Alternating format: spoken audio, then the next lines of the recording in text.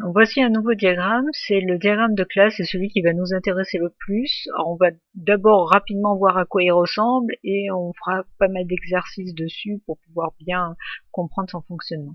Donc c'est la schématisation des classes, de l'application, des classes métiers plus précisément, et de leurs liens. Donc ce diagramme représente l'organisation des classes de l'application et du coup, si vous mémorisez les informations, si vous décidez de choisir une persistance avec une base de données, c'est ce diagramme de classe qui va être directement relié à votre base de données. Alors voyons tout de suite dans notre jeu l'exemple du diagramme de classe. Le but du jeu est de permettre à plusieurs joueurs de se connecter à un serveur et de jouer ensemble. Chaque joueur choisit un personnage, donne un pseudo, rentre dans l'arène. L'arène contient des murs. Le joueur peut se déplacer entre les murs, il peut tirer des boules, puis toucher des adversaires. Alors on retrouve deux types de jeux parce que c'est du côté du serveur que tout va se faire. Donc il y a le jeu serveur. Le jeu client ne va se contenter que d'afficher des informations. Les deux héritent de la classe jeu qui va contenir tout ce qui est commun aux deux jeux. Et puis on retrouve que donc dans un jeu serveur, on gère un ensemble de joueurs. Donc on a un lien ici qu'on appelle un lien de composition qui correspond tout à fait au lien identifiant, hein, au lien relatif de Meurice, qui permet de dire que effectivement si vous détruisez le jeu serveur, ben, les joueurs sont détruits en même temps. Hein, c'est lié directement au jeu serveur. Et puis attention au niveau des multiplicités, hein, parce qu'on n'appelle plus des cardinalités mais les multiplicités dans le diagramme de classe. Au niveau des multiplicités, vous êtes inversé par rapport à Meurice. C'est-à-dire que pour un jeu serveur, je peux avoir de 0 à plusieurs joueurs. Et le 0 à plusieurs se met de l'autre côté, se met du côté du joueur. Et un joueur ne correspond qu'à un seul jeu serveur. Donc il devrait y avoir un de ce côté qu'on met ou qu'on met pas, parce que de toute façon, quand on a un lien de composition, c'est forcément un, hein, puisqu'on est vraiment dans l'esprit du lien relatif. Ensuite, vous remarquez les murs, hein, puisqu'on nous dit que dans un jeu, il peut y avoir plusieurs murs. Donc on a effectivement les murs qui apparaissent ici, donc 0 à plusieurs murs. Et bien sûr, un mur n'est intégré que dans un jeu, dans une arène, donc dans un jeu serveur. Au niveau du joueur, chaque joueur a une boule qui lui est propre et qui permet de tirer une boule sur un adversaire pour pouvoir le toucher. Un joueur, il a un label, c'est-à-dire il a son nom hein, qui apparaît sous le petit personnage, donc ce qu'on appelle le message du joueur. Et puis vous remarquez qu'il y a ici une classe objet. Et pourquoi cette classe? Ben, tout simplement parce qu'elle va contenir tout ce qui est commun à tous les objets. D'où le fait que mur qui est un objet, boule qui est un objet et joueur qui est un objet, et label aussi d'ailleurs. En fait, ils sont tous ils héritent, hein, mur, boule et joueur, ils héritent de la classe objet. À ne pas confondre avec la classe object, qui est la mère de toutes les classes, hein, qui est directe, que vous ne construisez pas vous-même, et qui est directement à l'origine de la création de toutes les classes. Là, c'est vraiment, je l'ai appelé objet, cette classe. Donc, vous voyez un petit peu la structure de votre diagramme de classe, qui va vraiment représenter les classes métiers de votre application.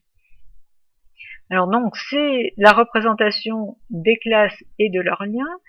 Ça permet de montrer l'organisation des données et des traitements de l'application. Alors contrairement à MCD, qui n'organise que les données, la particularité des classes métiers, c'est que vous allez aussi avoir les traitements, puisque vous allez avoir les méthodes qui vont être représentées dans votre diagramme de classe.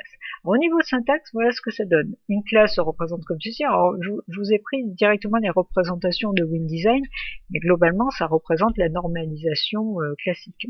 Donc, vous avez en tête le nom de la classe qui est mis en italique si c'est une classe abstraite. Je vous rappelle qu'une classe abstraite, c'est une classe qui ne peut pas être instanciée.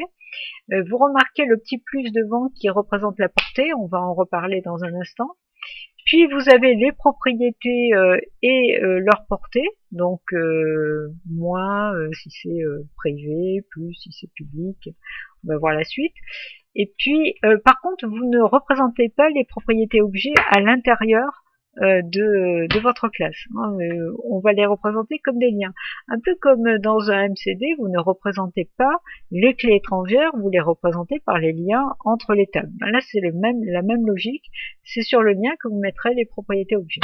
Ensuite, vous avez les méthodes avec leur portée. Alors, pourquoi on précise à chaque fois la portée? Il ne faut pas que vous confondiez donc cette séparation propriété et méthode avec la séparation privée et publique. En réalité, là, dans un diagramme de classe, on présente les propriétés et il peut y avoir des propriétés privées et d'autres publiques. Alors, vous savez que normalement, on met toutes les propriétés en privé. Par contre, en dessous, on a les méthodes. Vous pouvez très bien avoir des moins devant les méthodes. Hein. Vous pouvez avoir des méthodes qui sont totalement privées. Alors, généralement, on ne présente pas le constructeur, mais on peut.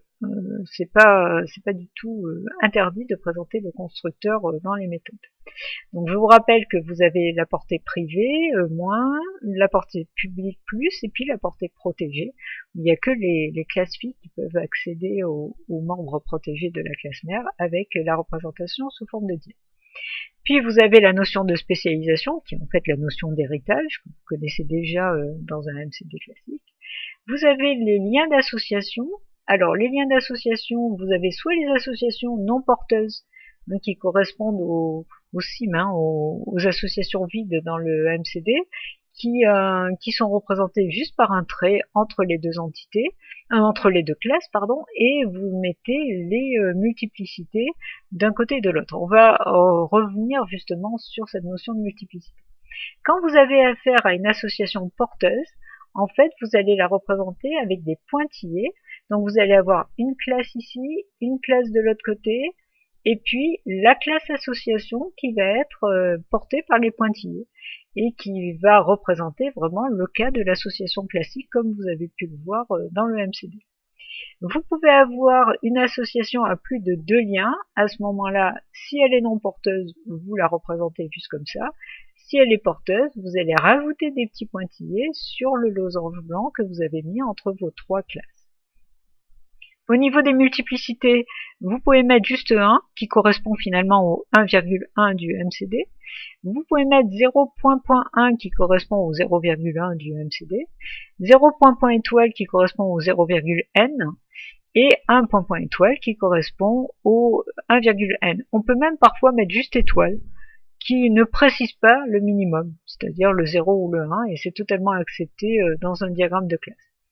Enfin, il y a 2 liens un peu particuliers, le lien d'agrégation et le lien de composition, qui est une agrégation forte. Le lien de composition, il a vraiment son équivalent au niveau du MCD, ça correspond au lien relatif. C'est-à-dire que effectivement, vous avez vraiment la notion de composant composé, c'est-à-dire que vous avez, par exemple, un dossier avec des fiches. Si vous détruisez le dossier, les fiches contenues dans le dossier sont détruites et les fiches sont numérotées à partir de 1 dans chaque dossier. Donc, il y a un lien très fort entre dossier et fiche. La fiche ne vit pas sans le dossier. Le lien d'agrégation n'a pas d'équivalent au niveau du MCD, c'est plus pour représenter constituant constitué, c'est-à-dire vous avez par exemple une recette de cuisine avec différents ingrédients, donc effectivement les ingrédients sont indispensables pour constituer la recette, par contre ils peuvent très bien être utilisés dans d'autres recettes, donc il y a plus ce lien fort de composition qui correspond au lien relatif qu'on a vu à l'instant. Alors voyons tout de suite un petit exemple. Donc on vous demande de construire le diagramme de classe correspondant à ces classes. Donc là l'idée c'est que vous preniez le temps de, voilà, vous allez faire une pause, vous allez essayer de réfléchir, de dessiner le diagramme. On n'a pas donné tous les détails, c'est-à-dire que là les 2 classes qui héritent de branchement, je n'ai pas précisé les contenus, donc vous les laisserez vides, mais l'idée est quand même que vous mettiez en place une construction correcte. Alors je vous rappelle que les propriétés qui sont de type objet, vous ne les représentez pas directement dans les classes. Alors vous faites une pause et essayez de dessiner le diagramme correspondant. Alors la solution est la suivante, vous remarquez quand même que dans commune, on a une collection de secteurs. Dans secteur, on a une propriété objet de type commune et une collection de branchements.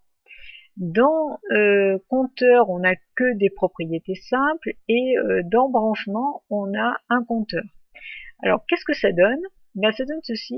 On voit que commune correspond à, alors c'est une étoile qui est ici, correspond à plusieurs secteurs. C'est la fameuse propriété les secteurs qui est en fait une collection de secteurs.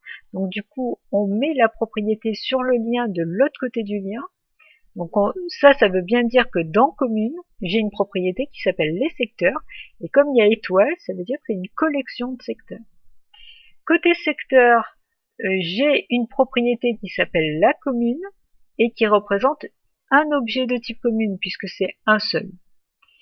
Ensuite, dans ce sens-là, alors la flèche n'est pas du tout obligatoire, hein, ça permet souvent ça aide pour montrer le sens en fait de la navigabilité, mais on n'est pas du tout obligé de la mettre. Donc là, qu'est-ce que ça veut dire? Ça veut dire que dans secteur, j'ai une propriété les branchements, qui est, puisqu'il y a étoile, qui est une collection de branchements. Par contre, dans branchement, on nous dit qu'il y a un 1, mais on ne met pas de nom. Donc même le 1 n'est pas obligatoire en fait. C'est-à-dire qu'on est en train juste de dire qu'un branchement est rattaché qu'à un secteur, mais je n'ai pas de navigabilité de branchement vers secteur. C'est-à-dire qu'à partir d'un branchement, je ne peux pas accéder à un secteur. Pareil dans ce sens-là, dans branchement, j'ai de toute évidence une propriété le compteur qui représente un objet de type compteur, et donc j'ai un 1 de ce côté, et vous remarquez que de ce côté, j'ai même pas mis de multiplicité. Pourquoi? Parce qu'à partir du compteur, je n'ai pas de navigabilité qui me permet de revenir à branchement. Et enfin, branchement, on remarque qu'il y a deux classes filles, hein, van et usager, qui héritent de branchement, mais dans le sujet, on ne nous précisait pas les contenus de ces deux classes.